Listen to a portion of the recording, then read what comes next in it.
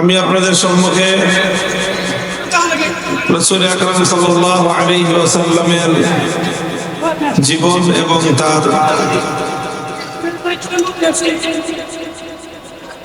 জীবনের কর্মসূচি, জীবনের কার্যক্রম, আল্লাহর নবীর সিরাত সম্পর্কে পবিত্র কোরআনে কারীমে আল্লাহর পক্ষ থেকে নাযিলকৃত একটি আয়াত তেলাওয়াত করেছি। সূরাতুল জুমআ থেকে উল্লেখিত আয়াতের মধ্যে আল্লাহ পাক রব্বুল আলামিন আল্লাহর পক্ষ থেকে প্রেরিত আমাদের নবীর জীবনের মৌলিক কাজ কর্মসূচি সম্পর্কে একটা সংক্ষিপ্ত আলোকপাত আল্লাহ করেছেন। সংক্ষিপ্ত হলেও অত্যন্ত মৌলিক আলোচনা। আমরা জানি নবী আকরাম সাল্লাল্লাহু আলাইহি ওয়াসাল্লাম যেই যুগে যেই সমাজে প্রেরিত হয়েছিলেন, সেই যুগ এবং সেই সমাজটা কোনো ভালো সুন্দর কোনো সমাজ ছিল না। সেই যুগটা অত্যন্ত ভয়াবহ এবং নৃশংস এক যুগ ছিল। ইতিহাসে সেই যুগটাকে বলা হয় আইয়ামে জাহেলিয়াত, বর্বরতার যুগ, অন্ধকার যুগ, হিংস্রতার যুগ। যত খারাপ অভিধা দেওয়া যায় সমস্ত খারাপ অভিধায় অভিহিত ছিল সেই সময়ের যুগগুলো। সেই সময়ের মানুষ ইতিহাসের নিকৃষ্টতম মানুষে পরিণত হয়েছিল। সেই বর্বর যুগের নিকৃষ্ট মানুষ, আর তার উপর আরব বেদুইনদের সময় না ছিল তাদের মধ্যে কোনো শিক্ষা, না ছিল কোনো সভ্যতা। এরকম একটা জাতির কাছে আল্লাহর নবী প্রেরিত হয়েছিলেন। মাত্র 3 বছর তিনি এমন কিছু কাজ করেছিলেন যেই কাজের মাধ্যমে আল্লাহর নবী এমন একটা জাতি, এমন একটা সমাজ গঠন করতে সক্ষম হয়েছিলেন, যেই যুগের পরিবর্তন তিনি করতে সক্ষম হয়েছিলেন। যেটা ছিল জাহেলিয়াতের যুগ, যেটা ছিল বর্বরতার যুগ, সেই যুগটা পৃথিবীর ইতিহাসের স্বর্ণযুগে পরিণত হয়ে গেল। যে মানুষগুলো সবচেয়ে বর্বর মানুষ ছিল, সেই মানুষগুলো পৃথিবীর ইতিহাসের সবচেয়ে সুন্দর সোনার সফল মানুষে পরিণত হয়ে গেল। আজও পর্যন্ত পৃথিবী সেই মানুষগুলোর কথা স্মরণ করে এবং সেরকম সোনার মানুষ পৃথিবীতে আর কোনদিন আসবে না। এটা কিভাবে সম্ভব হয়েছিল? রাসূল আকরাম সাল্লাল্লাহু আলাইহি ওয়াসাল্লাম এই আমূল পরিবর্তন কেমন ভাবে সাধন করেছিলেন, এটা আমাদের জানার প্রয়োজন। কারণ আজ এখন আমরা যে যুগে বসবাস করছি, এটাও একটা জাহেলিয়াতের যুগ, এটাও একটা বর্বরতার যুগ। সেই যুগের জাহেলিয়াতের সাথে আজকের যুগের জাহেলিয়াতের পার্থক্য হলো এই, সে যুগের জাহেলিয়াত ছিল প্রাচীন কালের জাহেলিয়াত, আর আজকের জাহেলিয়াত হলো আধুনিক যুগের জাহেলিয়াত। সেই জাহেলিয়াতটা ছিল শুধুমাত্র প্রাচীন যুগের একটা অসভ্যতার জাহেলিয়াত, আর আজকের যুগের জাহেলিয়াত এটা অত্যন্ত শক্তিশালী, এটা বিজ্ঞান নির্ভর, প্রযুক্তি নির্ভর শক্তিশালী এক জাহেলিয়াত। এই জাহেলিয়াতকে পরিবর্তন করে, এই জাহেলিয়াতকে পরাস্ত করে যদি আমরা চাই একটি সুন্দর পৃথিবী গড়তে, সুন্দর সমাজ গড়তে, আমাদেরকে আল্লাহ রাসূল সাল্লাল্লাহু আলাইহি ওয়াসাল্লামের সেই কর্মসূচির দিকে প্রত্যাবর্তন করা ছাড়া বিকল্প কোনো রাস্তা নাই। এই জন্য সিরাত মাহফিলের আলোচনার উদ্দেশ্য হলো যে আসুন আমরা চেষ্টা করব যে আমরা আল্লাহ রাসূল সাল্লাল্লাহু আলাইহি ওয়াসাল্লামের পালিত কর্মসূচিকে আমাদের জীবনের কর্মসূচি হিসেবে গ্রহণ করে আমরাও আমাদের জীবনকে সেভাবে পরিচালিত করব। আমাদের সমাজে আমরা সেই কাজ বাস্তবায়ন করব যেই কর্মসূচির মাধ্যমে নবী আকরাম সাল্লাল্লাহু আলাইহি ওয়াসাল্লাম সেই জাহেলিয়াতকে পরিবর্তন করে একটি শান্তি সুখের সমাজ গড়েছিলেন। আমরাও আজকের এই নব্য জাহেলিয়াতকে পরাস্ত করে এই জাহেলিয়াত রচনা করে তার উপর শান্তির নীড় তৈরি করবো ইনশাআল্লাহ। আল্লাহ পাক রব্বুল আলামিন আমাদেরকে বুঝবার তৌফিক দান করেন। মুহতারাম হাজিরিন, আমরা বলে থাকি কোরআনে কারীমের যে আয়াত আমি তেলাওয়াত করেছি আপনাদের সম্মুখে, সেই আয়াতের মধ্যে আল্লাহ রাসূল সাল্লাল্লাহু আলাইহি ওয়াসাল্লামের জীবনের কিছু মৌলিক কর্মসূচির কথা তুলে ধরা হয়েছে। আল্লাহ নিজেই বলেছেন, হুয়াল্লাযী বা'আসা ফিল উম্মিয়্যিনা রাসূলাম মিনহুম ইয়াতলু আলাইহিম আয়াতিহি ওয়া ইউযাক্কিহিম ওয়া ইউআল্লিমুহুমুল কিতাবা ওয়াল হিকমাহ ওয়া ইন কানু মিন ক্বাবলু লাফী দালালিম মুবিন। আল্লাহ পাক রব্বুল আলামিন আল্লাহর নবীকে সবচেয়ে শক্তিশালী যে জিনিসটা দিয়েছিলেন দুনিয়ার মানুষের সংশোধনের জন্য, দুনিয়ার অবস্থা পরিবর্তন করার জন্য, দুনিয়ার মানুষকে বর্বর যুগ থেকে আলোর যুগে নিয়ে আসার জন্য সবচেয়ে শক্তিশালী যে হাতিয়ার আল্লাহ রব্বুল আলামিন তার নবীকে দিয়েছিলেন, সেই শক্তিশালী মাধ্যমের নাম হলো কিতাবুল্লাহ তথা আল্লাহর কোরআনে কারীম। এই কোরআন এটাই ছিল নবী আকরাম সাল্লাল্লাহু আলাইহি ওয়াসাল্লামের জীবনের তার বিপ্লবের প্রধান হাতিয়ার। কোরআনকে কেন্দ্র করে, এই কোরআনকে দিয়ে আল্লাহর নবী তার সে ঐতিহাসিক বিপ্লব সাধন করেছিলেন। কোরআনকে কেন্দ্র করে নবী আকরাম সাল্লাল্লাহু আলাইহি ওয়াসাল্লাম চারটি কাজ করেছেন। কয় কাজ? চার কাজ করেছেন। আল্লাহর কোরআনকে কেন্দ্র করে কোরআনের উপর আল্লাহর নবী চারটি মেহনত করেছেন এবং সেই চার মেহনত উম্মতের মধ্যে তিনি জিন্দা করেছেন। প্রথম মেহনত হলো ইয়াতলু আলাইহিম আয়াতিহি। আল্লাহর নবী উম্মতের মধ্যে, আল্লাহর বান্দাদের মধ্যে আল্লাহর কোরআনের তেলাওয়াতকে তিনি ব্যাপকভাবে শিক্ষা দান করেছেন। মানুষকে আল্লাহর কোরআনের তেলাওয়াত শিক্ষা দিয়েছেন। তিনি উম্মতকে কোরআনের তেলাওয়াত শুনিয়েছেন। কোরআনের তেলাওয়াত শেখানো, কোরআনের তেলাওয়াত শোনানো, এটা হলো নবী আকরাম সাল্লাল্লাহু আলাইহি ওয়াসাল্লামের সর্বপ্রথম বুনিয়াদী কর্মসূচি। কোরআনের তেলাওয়াতের মাধ্যমেই নবী আকরাম সাল্লাল্লাহু আলাইহি ওয়াসাল্লাম তার বিপ্লবী কর্মসূচির সূচনা করেছিলেন। কোরআনে কারীমের তেলাওয়াতের মধ্যে আল্লাহ পাক রব্বুল আলামিন এমন একটা শক্তি রেখেছেন যে এই তেলাওয়াত এটা মানুষের বদ্ধ দুয়ারকে, হৃদয়ের বদ্ধ দুয়ারকে খুলে দিয়ে মানুষের অন্ধকার হৃদয়ের মধ্যে আলো প্রজ্বলিত করে দেয়। এই জন্য নবী আকরাম সাল্লাল্লাহু আলাইহি ওয়াসাল্লামের সর্বপ্রথম কর্মসূচি হলো তেলাওয়াতে কিতাবুল্লাহ, কোরআনে কারীমের তেলাওয়াত। এবং এটা হলো নবী আকরাম সাল্লাল্লাহু আলাইহি ওয়াসাল্লামের একটা স্বয়ং সম্পূর্ণ কর্মসূচি। শুধু তেলাওয়াতে কিতাবুল্লাহ, এটাই আল্লাহর নবীর বিপ্লবী কর্মসূচির সবচেয়ে বুনিয়াদী কর্মসূচি ছিল। এই কোরআনের তেলাওয়াতের মাধ্যমেই নবী আকরাম সাল্লাল্লাহু আলাইহি ওয়াসাল্লাম সেই জাহেলি সমাজ ব্যবস্থা ভিত সত্য প্রকম্পিত করে দিয়েছিলেন এবং তিনি যে হেদায়েতের আলো জ্বালিয়েছিলেন, যে মশাল প্রজ্বলিত করেছিলেন, সেই মশালের সর্বপ্রথম অগ্নিস্ফুলিঙ্গ ছিল তেলাওয়াতে কিতাবুল্লাহ। কোরআনে কারীমের তেলাওয়াতের মধ্যে আল্লাহ পাক রব্বুল আলামিন সেই প্রভাব রেখেছেন, সেই শক্তি রেখেছেন। আমাদের মধ্যে অনেক মানুষ রয়েছে এমন যারা মনে করে যে কোরআনে কারীমের তেলাওয়াত এটা, অনেকে তো এরকম বলেও থাকে যে অর্থ না বুঝে শুধু কোরআনে কারীমের তেলাওয়াত করে কোনো লাভ নেই। নাউযুবিল্লাহ। কোরআনে কারীমের তেলাওয়াত এটা একটা স্বয়ং সম্পূর্ণ কর্মসূচি।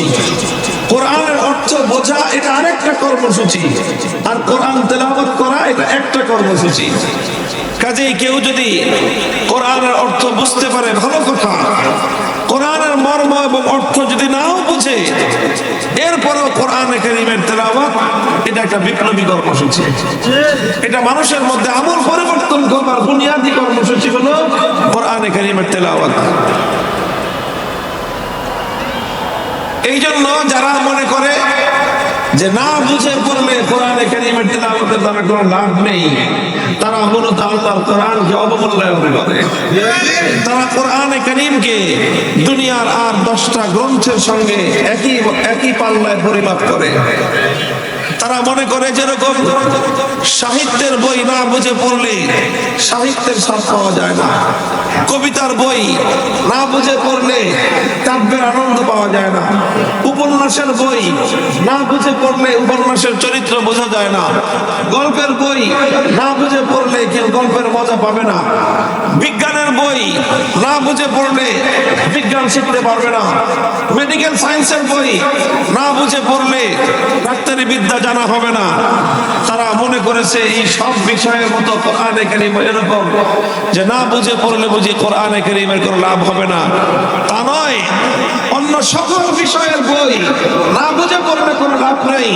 দুনিয়াতে একমাত্র গ্রন্থ আল্লাহর কোরআন, এটা বুঝে পড়লেও যেরকম মানুষের অন্তরের মধ্যে প্রভাব তৈরি করে, না বুঝে পড়লেও কোরআনের তেলাওয়াতের মধ্যে এমন একটা পাওয়ার আছে যে এই পাওয়ার যার অন্তরের মধ্যে প্রবেশ করবে, এই কোরআনের তেলাওয়াত যার কর্ণকুহরে প্রবেশ করবে, এটা মানুষের অন্তরের মধ্যে গিয়ে আঘাত করবেই এবং মানুষের হৃদয়ের বদ্ধ দোয়া উন্মুক্ত করার ক্ষেত্রে পৃথিবীতে কোরআনে কারীমের চেয়ে শক্তিশালী আর কিছু না। হাদিসের কিতাবগুলোর মধ্যে তার অসংখ্য দৃষ্টান্ত খুঁজে পাওয়া যায়। সাহাবায়ে কেরামের জীবনীতে অসংখ্য দৃষ্টান্ত খুঁজে পাওয়া যায়।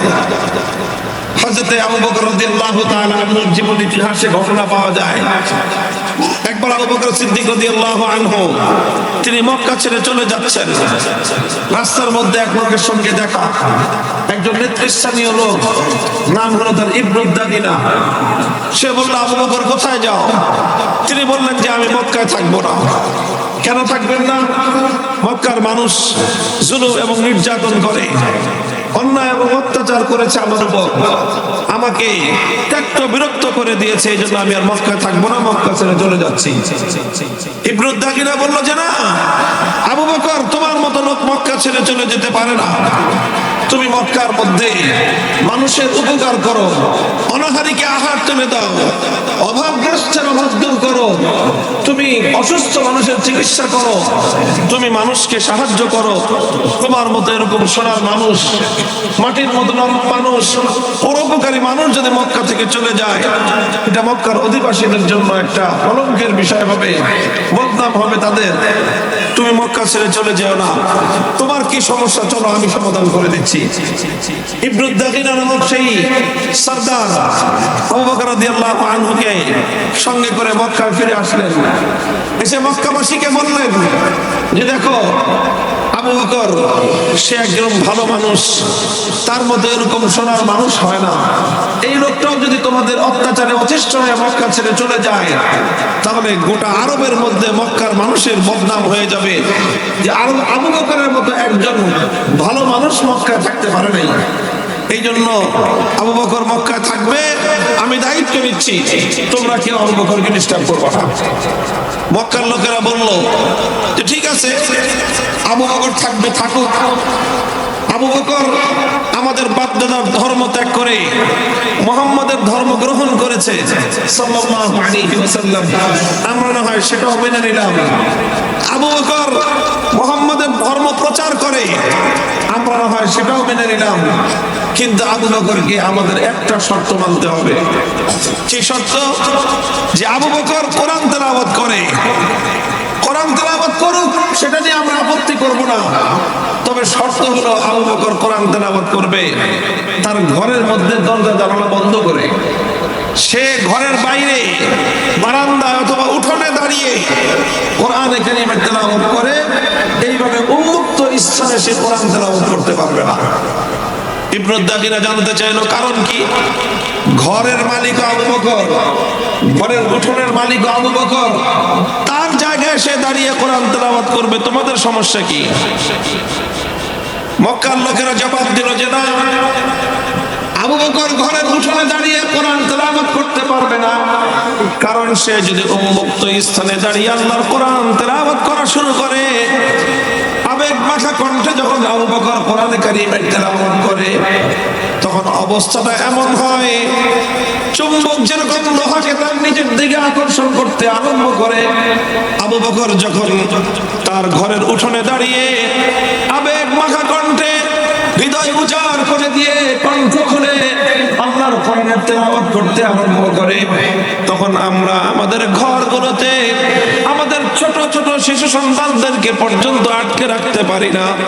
চুম্বক যেরকম লোহাকে তার নিজের দিকে আকর্ষণ করতে থাকে, ঠিক তেমনি ভাবে আবু বকরের কোরআনের তেলাওয়াত আমাদের ঘরগুলো থেকে ছোট ছোট সন্তানদেরকে পর্যন্ত আকর্ষণ করে আবু বকরের ঘরের দিকে টেনে নিয়ে যায়। আমরা এটা বরদাস্ত করতে পারবো না। আমাদের ঘরগুলো থেকে আমাদের নারীরা, আমাদের শিশুরা পর্যন্ত আবু বকরের ঘরের দিকে পঙ্গপালের মতো ছুটতে আরম্ভ করবে, আর আল্লাহর কোরআনের তেলাওয়াত শুনে শুনে তারা এভাবে জাহেলিয়াতের পথ ছেড়ে দিয়ে আলোর পথের দিকে তারা অনুসারী হবে, আলোর পথের দিশারি হবে। এটা কোশ্চিন কেন আমরা বরদাস্ত করতে পারি না। মুহতারাম হাজিরিন, ইতিহাস তো এই কথাই বলে, অসংখ্য অগণিত পাষাণ হৃদয়ের মানুষ যখন তাদের সামনে আল্লাহর কোরআনে কারীমের তেলাওয়াত করা হয়েছে, সেই পাথরের মতো পাষাণ হৃদয়গুলো পর্যন্ত আল্লাহর কোরআনে কারীমের তেলাওয়াতের মাধ্যমে মোমের মতো বিগলিত হয়ে পড়তে আরম্ভ করেছে। আল্লাহর কসম খেয়ে বলি, মহাবিশ্বের মধ্যে পাথরের মতো পাষাণ হৃদয়কে বিগলিত করবার জন্য আল্লাহর কোরআনের চেয়ে প্রভাবক আর এর চেয়ে শক্তিশালী কোন মাধ্যম আজ পর্যন্ত এই পৃথিবীতে আবিষ্কার হয় নাই।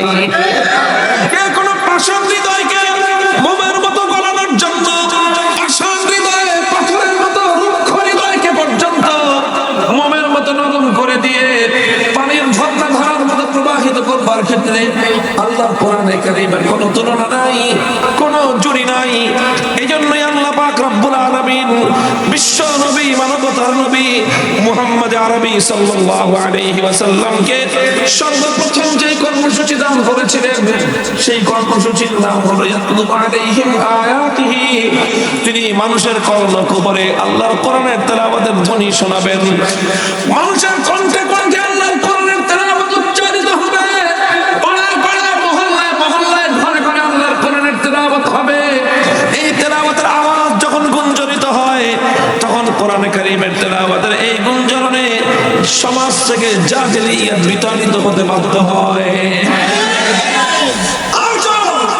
আমরা যদি আমাদের এই সমাজে, এই পরিবেশে ঘরে ঘরে আল্লাহর কোরআনের তেলাওয়াতের আওয়াজ যদি আমরা গুঞ্জরণ উঠাতে পারি, ইনশাআল্লাহ এই সমাজ থেকে জাহেলিয়াত পালিয়ে যেতে বাধ্য হবে। আলহামদুলিল্লাহ, কোরআনের তেলাওয়াত আছে, চলছে, কিছু কিছু মেহনত চলছে, মাদ্রাসাগুলো মেহনত করছে। আমরা আমাদের সংগঠনের পক্ষ থেকে বিভিন্ন সময়ে মানুষকে কোরআনের তেলাওয়াত শেখানোর জন্য উদ্যোগ গ্রহণ করে থাকি। আমরা চাই এই সমাজ পরিবর্তন হোক, এই জাহেলিয়াত পরিবর্তন হোক, এই বর্বরতার অবসান ঘটুক, এই অসভ্যতার অবসান ঘটুক, এই অশ্লীলতার অবসান ঘটুক। এই জন্য আল্লাহর মাটিতে একটা আওয়াজ তুলতে চাই। মাদ্রাসা শিক্ষায় কোরআনের শিক্ষা রয়েছে, ওই মাদ্রাসায় কোরআনের শিক্ষা রয়েছে, আলিয়া মাদ্রাসায় কোরআনের শিক্ষা রয়েছে, সেই সঙ্গে জাতীয় শিক্ষা ব্যবস্থায় মুসলমানদের ট্যাক্সের পয়সা দিয়ে প্রাইমারি স্কুলগুলো চলে। মুসলমানদের ট্যাক্সের পয়সা দিয়ে মুসলমানদের সন্তানদেরকে প্রাইমারি স্কুলগুলোতে বাংলা, অঙ্ক, ইংলিশ, ইতিহাস, ভূগোল অনেক বিষয় শিক্ষা দেওয়া হয়। এমনকি এখন তাদেরকে পিটি শিক্ষা দেওয়ার জন্য শিক্ষক নিয়োগ করা হয়, নাচ গানের জন্য পর্যন্ত নর্তকীর শিক্ষা দেওয়ার জন্য ব্যবস্থা গ্রহণ করা হচ্ছে। অথচ মুসলমানদের সন্তানদের প্রাইমারি স্কুলগুলো কোরআন শিক্ষা দেওয়ার কোনো ব্যবস্থা নাই। শাহজাহানের বাংলায় 90% মুসলমানদের দেশে প্রাইমারি স্কুলে মুসলমানদের সন্তানদের কোরআন শিক্ষা দেওয়ার জন্য প্রতিটি প্রাইমারি স্কুলে একজন নুরানি মুআল্লিম, বিশুদ্ধ কোরআনের তেলাওয়াত শিক্ষা দানকারী শিক্ষক নিয়োগ করতে হবে। যদি এটা করা যায়, এই প্রাইমারি প্রাইমারি লেভেল থেকে ইনশাআল্লাহ নতুন সমাজ গঠনের কর্মী তৈরি শুরু হবে। জাহেলিয়াত এবং বর্বরতার মূলোৎপাটন হওয়া শুরু হবে। আমরা শুধুমাত্র দাবি হিসাবে বলছি, কিন্তু বলতে বলতে আমাদের কথা যদি কর্তৃপক্ষের কান দিয়ে প্রবেশ না করে, কানে কিভাবে পানি ঢোকাতে হয় সে ব্যবস্থা জনতা কোরআন প্রেমিক জনতা গ্রহণ করতে পারবো ইনশাআল্লাহ।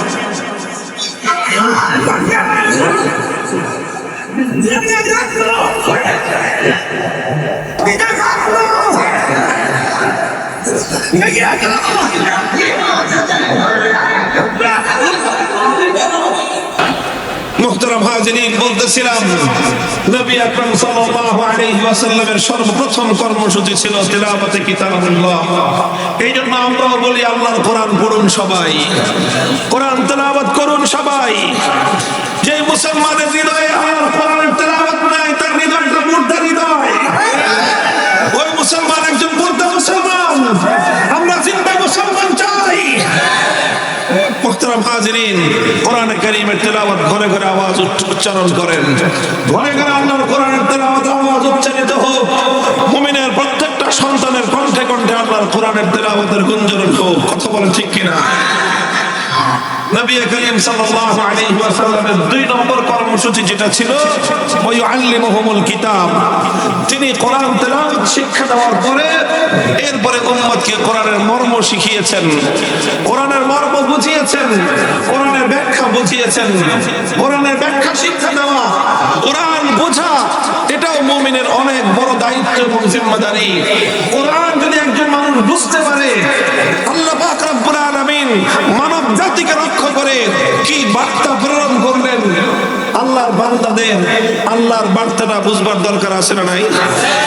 বলেন, আল্লাহর পক্ষ থেকে আল্লাহর বান্দাদের উদ্দেশ্যে যে বার্তা আসলো, যে পয়গাম আসলো, আপনার রব আপনার নিকট একটা পয়গাম প্রেরণ করলেন। এই পয়গামটা আপনার এবং আমার বোঝার দরকার আছে না নাই? মুহতারাম হাজিরিন, এখন তো ডিজিটাল যুগ, এখন তো আর মানুষ চিঠিপত্র লেখে না, কিন্তু আগে এক সময় মানুষের যোগাযোগের মাধ্যম ছিল চিঠিপত্র। কথা বলেন ঠিক কিনা? যারা প্রবাসে থাকতো, হ্যাঁ, ইউরোপে, আমেরিকায়, মধ্যপ্রাচ্যে, সৌদি আরব, কুয়েত, কাতার, লিবিয়া, সিরিয়া, ইরাক, এই সমস্ত দেশে থাকতো, তো এখান থেকে কখনো মা তার সন্তানের উদ্দেশ্যে চিঠি লিখতো, অথবা সন্তানের পক্ষ থেকে মায়ের কাছে চিঠি আসতো। গ্রাম বাংলার অনেক মায়েরা শিক্ষা দীক্ষা জানতো না, পড়ালেখা করতে পারতো না, নিজের চিঠিটা পড়তেও পারে না, কিন্তু কোনো একটা সন্তান যখন তার মায়ের কাছে একটা চিঠি লিখতো, এখনো যদি কোনো সন্তান তার মায়ের কাছে চিঠি লেখে, তো মা ওই চিঠিটা নিজে পড়তে পারে না, গ্রামে যে লোকটা পড়ালেখা করতে পারে তার কাছে দিয়ে যায়, একটু পড়ে শোনাও আমার বাবা, আমার সন্তান কলিজার টুকরা কি লিখে পাঠিয়েছে। মা একবার শুনে তার হৃদয় জোড়ায় না, বলে আবার পড়ো। আবার শুনেছে, তাও হৃদয় জোড়ায় না, বলে আবার পড়ো। বারবার একজন মা তার সন্তানের পক্ষ থেকে প্রেরিত একটা পয়গাম, একটা চিঠি শুনতে চায়, কারণ সন্তানকে ভালোবাসে মা। সেই সন্তান মাস মাস ধরে, বছরের পর বছর ধরে প্রবাসে থাকতেছে, ওই সন্তানের পক্ষ থেকে একটা চিঠি আসলে সেই চিঠির মর্ম বুঝবার জন্য, সেই চিঠির কথাগুলো একবার একটু মায়ের কানে শুনবার জন্য, সেই চিঠির কথাগুলো একবার একটু পড়বার জন্য একজন মা অধীর হয়ে যায়। কথা বলেন ঠিক কিনা? মুহতারাম হাজিরিন, তো একজন মা যেরকম তার সন্তানের পক্ষ থেকে প্রেরিত একটা পয়গাম বারবার বুঝবার জন্য অধীর আগ্রহ নিয়ে সে অপেক্ষার প্রহর করতে থাকে, বুঝবার জন্য সে তখন করা হয়ে যায়, অথচ আমাদের নিকট আমাদের রব রব্বুল আলামিন কোরআনে কারীমের মতো এরকম এক মহান পয়গাম দুনিয়ার প্রত্যেকটা মানুষকে উদ্দেশ্য করে আল্লাহ পাক রব্বুল আলামিন আরশের উপর থেকে প্রেরণ করলেন।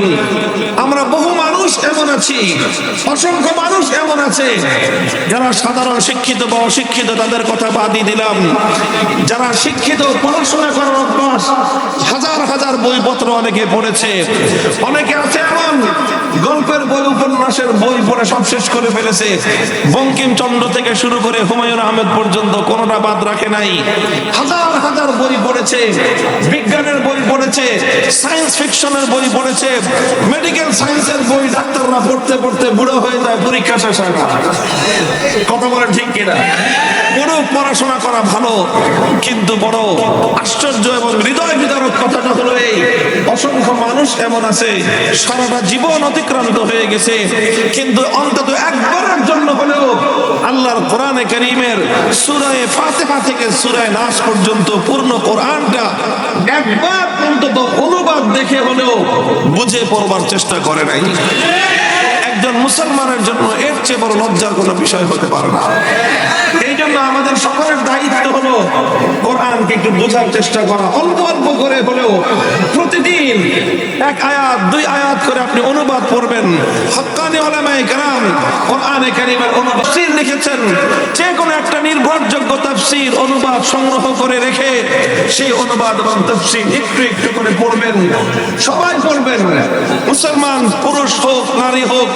যদি একজন মানুষ আল্লাহর কোরআনকে একটু একটু করে বুঝতে থাকে, অভিজ্ঞতার আলোকে দেখা গিয়েছে যে কোরআনের বাণীগুলো একজন মানুষের হৃদয়ে যেভাবে আঘাত করে, একজন মানুষকে যেভাবে হেদায়েতের পথের দিকে আকর্ষণ করে, পৃথিবীতে কোরআনে কারীমের মতো হেদায়েতের দিকে আকর্ষণ সৃষ্টিকারী এমন শক্তিশালী দ্বিতীয় কোনো জিনিস নেই।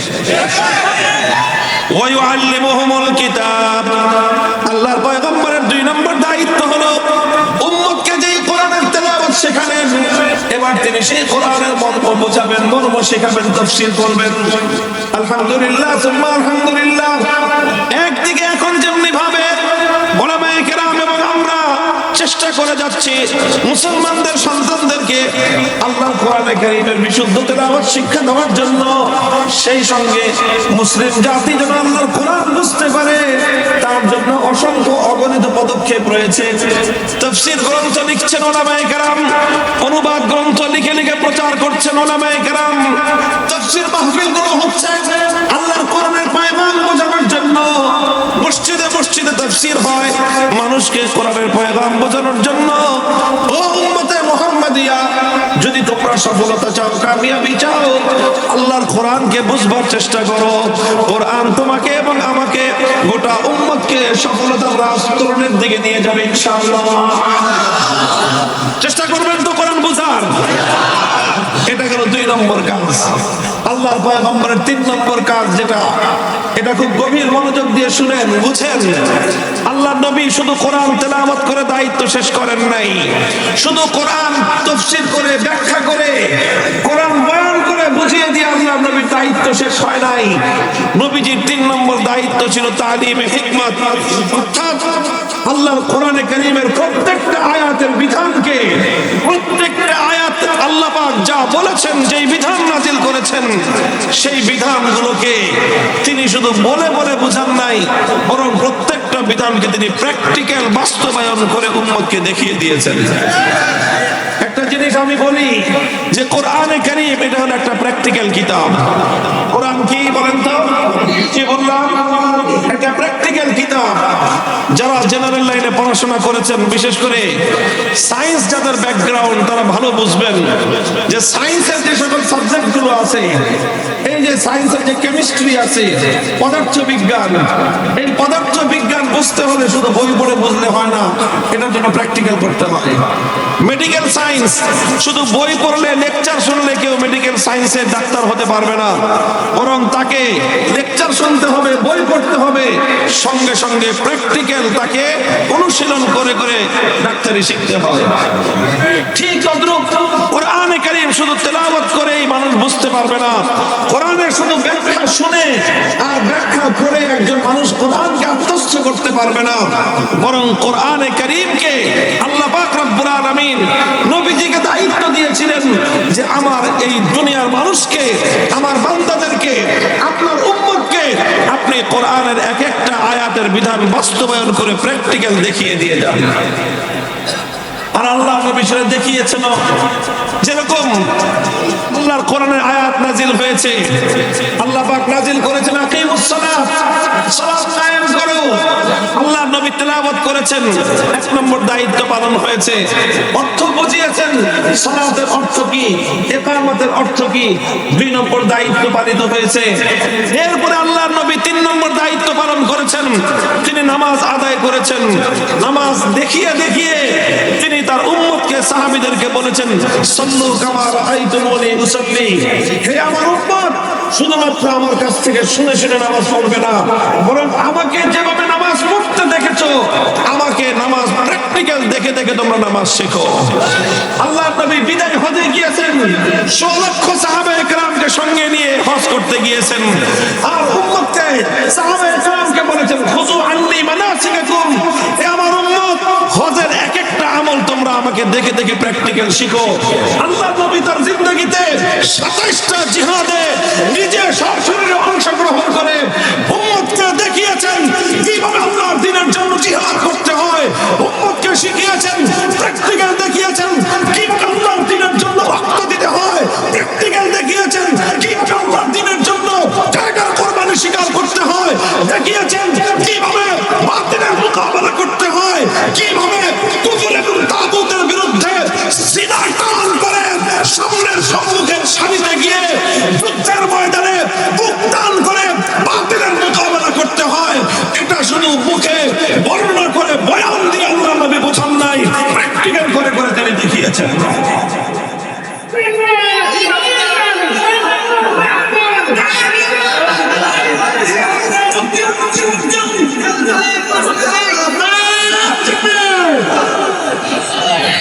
মুহতারাম হাজিরিন, প্রত্যেকটা বিধান আল্লাহ নবী উম্মতকে প্র্যাকটিক্যাল করে দেখিয়েছেন, প্র্যাকটিক্যাল বিধান বাস্তবায়ন করে উম্মতকে শিখিয়েছেন যে ইসলামের এক একটা বিধান, আল্লাহর কোরআনের এক একটা বিধান কিভাবে বাস্তবায়ন করতে হয়।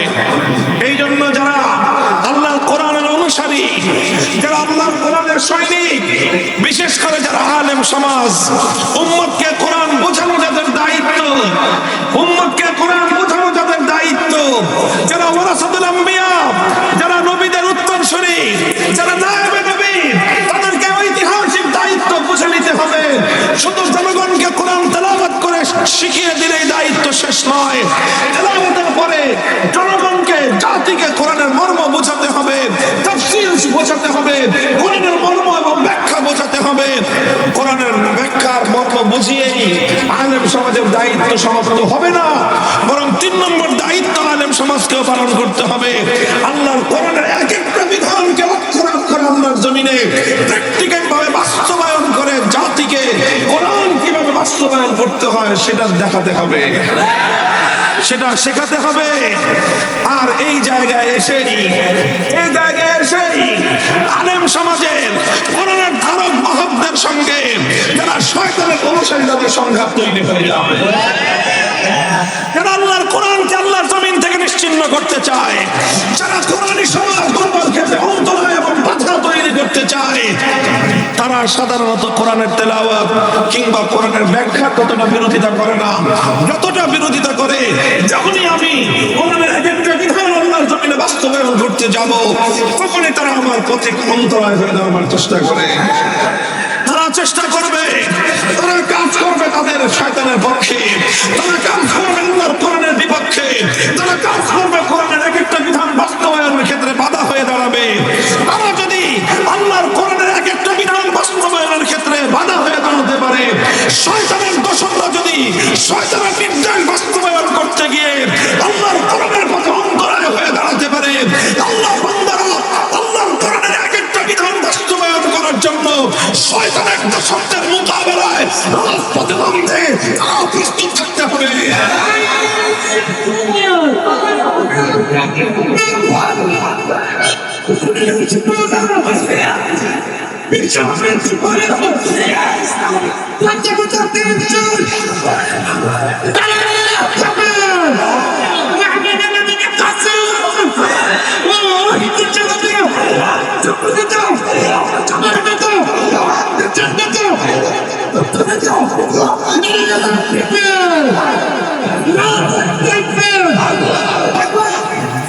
মুহতারাম হাজিরিন, অনেক অনেক বিধান রয়েছে কোরআনে কারীমের। বিধানগুলো বাস্তবায়ন করতে গেলে অনেক ধরনের বাধা প্রতিবন্ধকতা আসে, কিন্তু আল্লাহর পয়গম্বর মুহাম্মদুর রাসূলুল্লাহ সাল্লাল্লাহু আলাইহি ওয়াসাল্লাম যেমনি ভাবে কোরআনে কারীমের এক একটা বিধান বাস্তবায়ন করার ক্ষেত্রে দুনিয়ার সমস্ত বাধার বিন্ধ্যাচলকে তিনি ডিঙ্গিয়েছেন, সমস্ত বাধা প্রতিবন্ধকতাকে তিনি অতিক্রম করে সামনের দিকে অগ্রসর হয়েছেন। নবীর সত্যিকার আশিক উম্মতকে, আর বিশেষ করে নায়েবে নবী ওলামায়ে উম্মতকে সেভাবেই সকল বাধা অতিক্রম করে সামনের দিকে অগ্রসর হতে হবে। আমি কোরআনে কারীমের একটা বিধান বাস্তবায়নের দৃষ্টান্ত দেখানোর জন্য আল্লাহ নবীর জীবনী থেকে, নবীর সিরাত থেকে, সিরাতুন নবী থেকে একটা ঘটনার উদ্ধৃতি আমি আপনাদের সামনে উপস্থাপন করছি।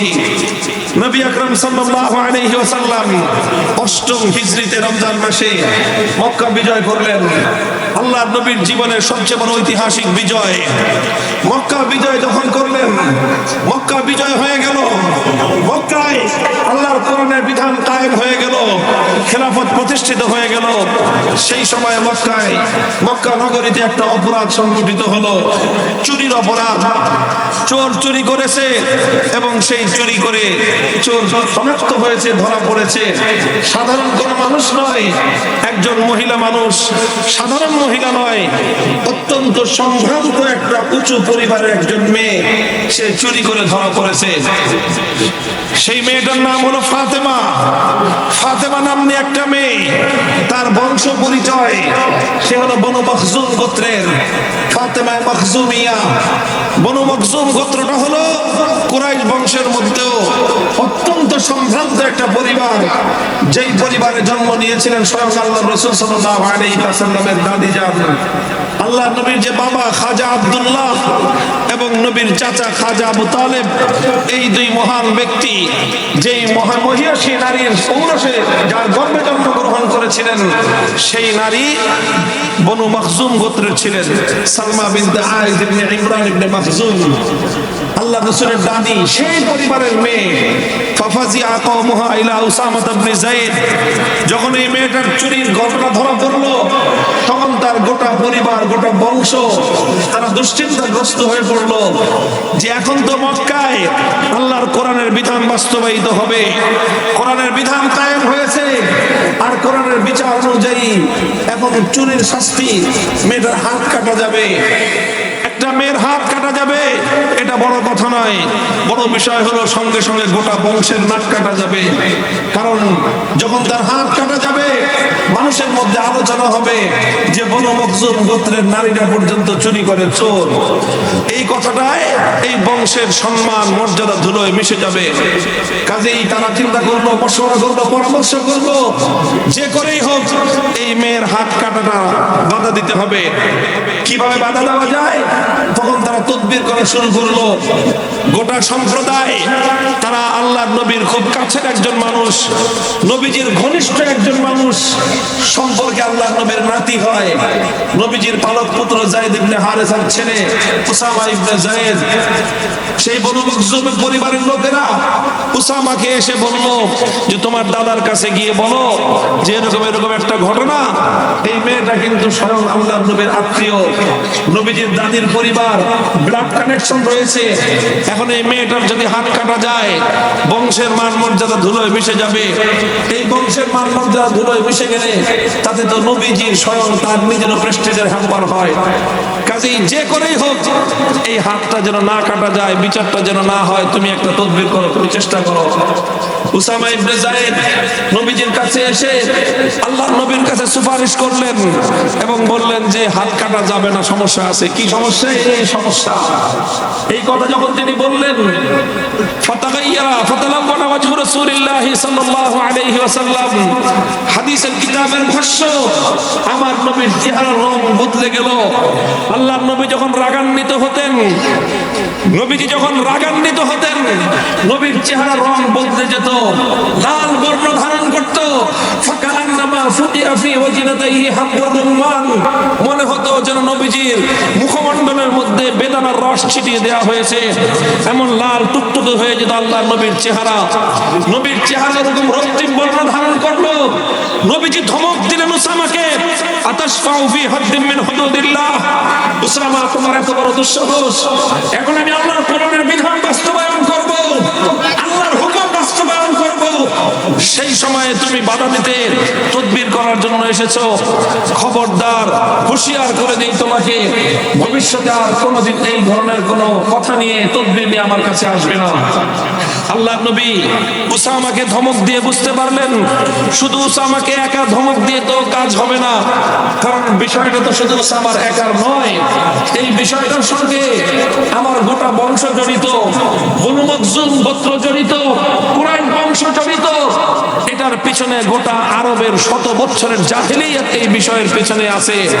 কাজেই শুধু উসামা একাকে ধমকে কাজ হবে না, গোটা আরববাসীকে, মক্কার অধিবাসীদেরকে সংশোধন করতে হবে। এই জন্য আল্লাহর নবী মক্কার অধিবাসীদেরকে জমায়েত করলেন।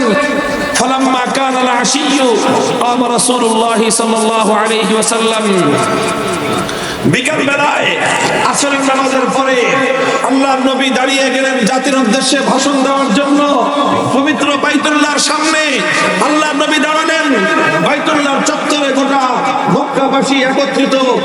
আল্লাহর নবী মক্কার লোকদেরকে ডেকে বললেন যে দেখো, ইন্নামা হালাকা মান কানা ক্বাবলাকুম ইযা সারাকা ফীহিমুদ দাঈফ আকামু আলাইহিল হাদ ওয়া ইযা সারাকা ফীহিমুশ শরীফ তারাকুহু।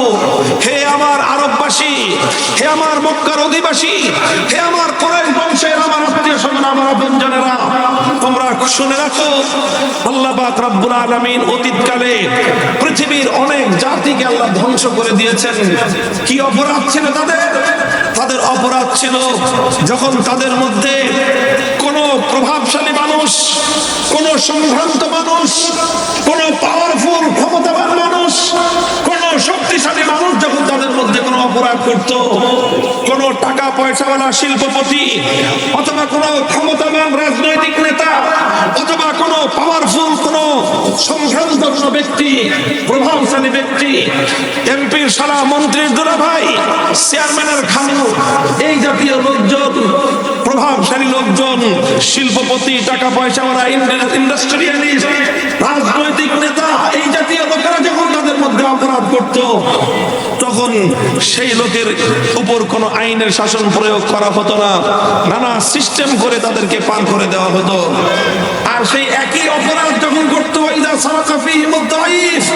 ওই একই অপরাধ করলো কোন গরিব মানুষ, কোন মেহনতি মানুষ, কোন খেটে খাওয়া কৃষক, শ্রমিক, মজদুর, রিকশাওয়ালা, ভ্যানগাড়ি চালক, ঠেলাগাড়িওয়ালা, নৌকার মাঝি, রাস্তার টোকাই, এই ধরনের দুর্বল মানুষ যখন ওই একই অপরাধ করত, আকামু আলাইহিল হাদ, তখন গোটা সমাজ মিলে বলতো যে অপরাধ করেছে, আইনের শাসন 100 ভাগের জায়গায় 200 ভাগ কায়েম করো।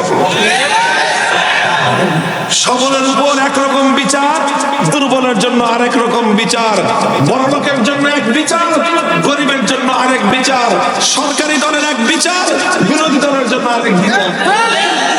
আল্লাহর নবী বলেন, যখন কোন সমাজের মধ্যে এইরকম বৈষম্য সৃষ্টি হয়, যখন কোন সমাজের মধ্যে এই ধরনের বৈষম্য দেখা দেয়, এই বৈষম্য করা, বিচার ব্যবস্থার মধ্যে এরকম বৈষম্য তৈরি করা, এটা মামুলি কোনো অন্যায় নয়, এটা ছোটখাটো কোনো অপরাধ নয়, বরং এটা এত জঘন্য অপরাধ।